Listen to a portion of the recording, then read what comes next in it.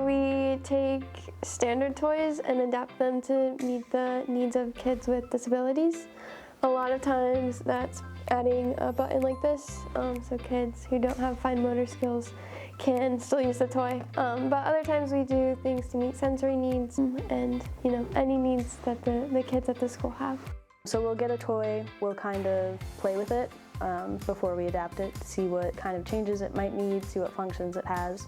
And then the next step is to open up the toy, look at the inside, the wiring, understand how it works, and then from there decide what has to be done to put in a button or take out functions that we think might be inaccessible for the students.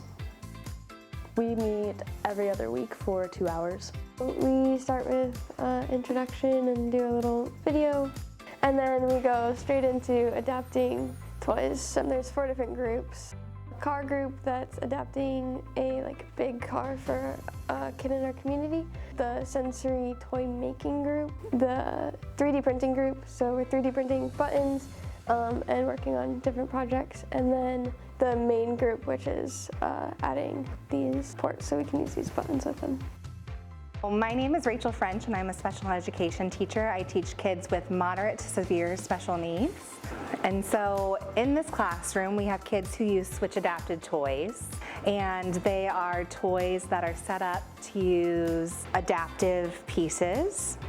A normal Switch toy costs around $100 and $200, and so the club has been adapting these toys for us, and it makes it a lot cheaper because we're able to buy just the toy itself, and then they're able to make these wonderful accommodations to our toys so that way all of our kids can use them.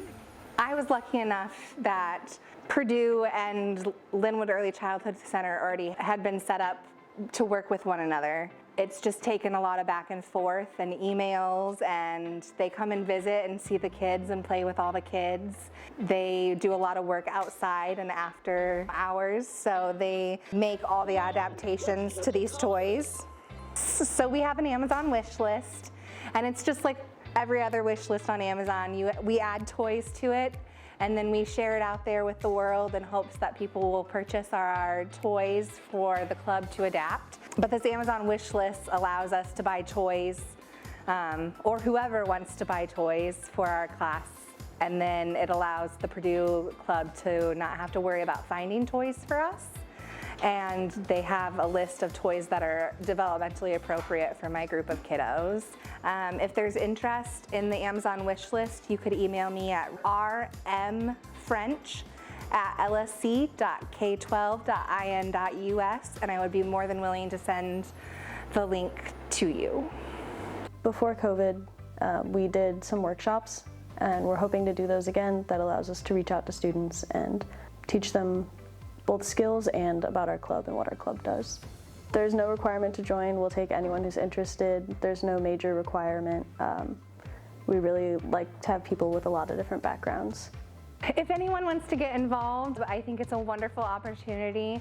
It's a club that shows a diverse group of kids. There's special education majors, there's engineering majors, there's hospitality majors, there's all different kinds of majors, so don't feel overwhelmed if you don't know what you're doing. They do a great job of getting you in there and setting you up with the toys and the knowledge you need in order to do it. So any donations or thoughts or help is so appreciated.